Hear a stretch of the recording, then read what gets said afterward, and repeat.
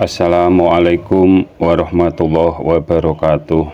Bismillah, alhamdulillah, wa syukuri nikmatillah. La haula wa la quwata illa billahil aliyul azim. Palestina merdeka, Islam akan jaya. Sabda akhir zaman akan ada merah putih yang dari timur menuju ke barat. Dan di Jawa ada cerita Satrio Piningit dan Sabdo Palon nagih janji. Apa kalian kira Sabdo Palon bangkit dari alam gaib terus mendatangi kalian, dan apa kalian ada janji ke Sabdo Palon? Kan tidak ada orang di zaman sekarang ini yang ada janji ke Sabdo Palon.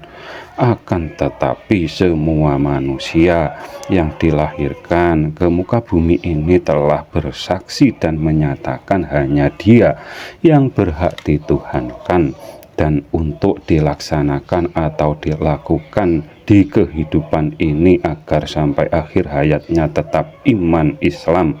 Bila salah iman Islamnya akan bersama mereka yang merasakan panasnya api yang digambarkan oleh Gunung Merapi. Ada lubang yang berapi, terdengar orang yang teriak-teriak kesakitan. Ini kami lihat di on the spot. Mungkin orang yang teriak-teriak di lubang api itu orang-orang yang meninggal, yang pulang menuju di sisinya, tersesat jalan menuju di sisinya, yang tersiksa selama-lamanya karena di dunianya tidak mau menepati janji saat bersaksi dan juga telah menyatakan hanya Dia, malah di dunia dikhianatinya. Walau mereka juga beriman dengan kitab sucinya, akan tetapi diseru agar tidak menyamakan dan agar tidak menyekutukan zatnya Allah Subhanahu wa Ta'ala, malah beranggapan zatnya hanya nama saja dan beranggapan semua yang ada wujudnya Allah Subhanahu wa Ta'ala. Yang benar, semua yang ada ini dan itu makhluk ciptaannya. Semua makhluk pasti membutuhkan Tuhannya dan sifatnya. Makhluk dengan sifat zatnya Allah Subhanahu wa Ta'ala berbeda 180 derajat, atau yang disebutkan di sifat 20 yang wajib diketahui atau dalam memahami wajib dibedakan antara sifatnya makhluk dengan sifatnya zatnya Allah Subhanahu wa Ta'ala, karena sifat yang dimiliki Dia tidak dimiliki makhluknya. Dalam pengertian sifat mahanya, bukan seperti contoh Tuhan maha mendengar, makhluk juga dapat mendengar. Mendengarnya makhluk terbatas, sedangkan pendengarannya zatnya Allah Subhanahu wa Ta'ala tidak terbatas, dan Tuhan tidak mempunyai telinga, dalam kurung tidak berjisim atau berjasad seperti makhluknya.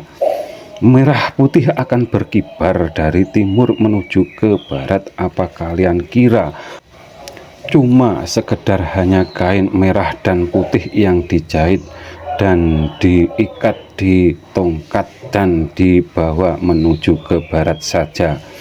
Kalau hanya sekedar seperti itu, merah putih sudah lama seperti itu. Apalagi di Palestina, rakyatnya menjadi pengagum merah putih yang melebihi rakyat Indonesia sendiri.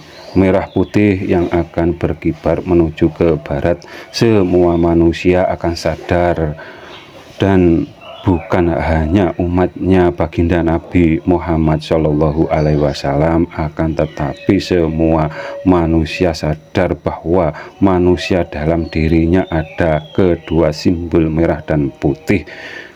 Merah itu hati, putih itu jiwa, dan akan sadar dengan diilmui merahnya dengan syariat agama dan putihnya atau jiwanya akan diilmui iman Islam atau yang disebut ilmu ma'rifat ke-zatnya Tuhan yang menciptakan semua dalil atau iman kepadanya atau iman ke Dia. Dan simbol hijau itu hakikatnya yang telah bersaksi dan menyatakan hanya Dia yang berhak dituhankan, itu ruh manusia atau yang disebut jati dirinya manusia. Oleh sebab itu iman Islam yang benar dan tepat ilmui rohani kalian. Bila iman Islam dipahami dengan hati pikiran yang ada hanya musyrik hati atau kekafiran diri kalian sendiri, karena pasti menyelisihi seruan ayat Al-Quran dalam memahami zatnya Allah Subhanahu wa Ta'ala. Palestina pasti akan merdeka entah kapan waktunya, dan yang menjajah sudah menanam pohon yang buat titik-titik, dan di saat itu umat manusia akan sadar bahwa kehidupan ini hanya untuk melaksanakan janjinya, dan sadar kalau semua nabi diutus hanya agar manusia dapat melaksanakan Islamnya sendiri atau masing-masing. Dalam kurung ada janji kepada zatnya Allah Subhanahu wa Ta'ala yang dilakukan jati dirinya manusia atau ruhnya manusia. Apabila ada kata yang salah kami mohon maaf. Akhiru salam. Wassalamualaikum warahmatullahi wabarakatuh.